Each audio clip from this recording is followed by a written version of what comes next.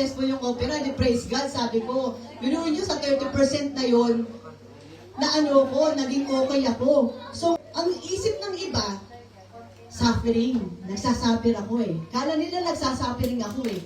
Kasi di ba pag tayo, ang mga, ay nagkasakit siya, ay ba't gano'n nangyari sa kanya, ay bakit nagkaroon siya ng ganyan, eh di ba nag-church yan, naggaganyan yan, ayan kasi, ayan ganito, ganyan-ganyan. Maririnig natin na talagang sa mga unbeliever, na akala pag tayo nagkasakit, pinaparusahan tayo ng Diyos. Hindi po totoo yan. Napagtanto ko, Tagalog yun.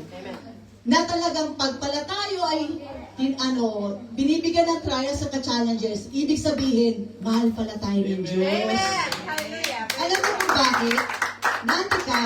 Kasi yung trial na yun pala ang magpapalakas ng faith natin. Amen. Yung pala yun. Amen! Amen! So ngayon, yung time na nangyari sa akin yun, lumakas ang faith ko lalo. Nung yung opera ko, naging okay ako. Kasi 30% eh. Sino bang maniniwala 30%? Tapos meron pang sinasabi na doktor na baka magkamali, may totally na meron maging comatose.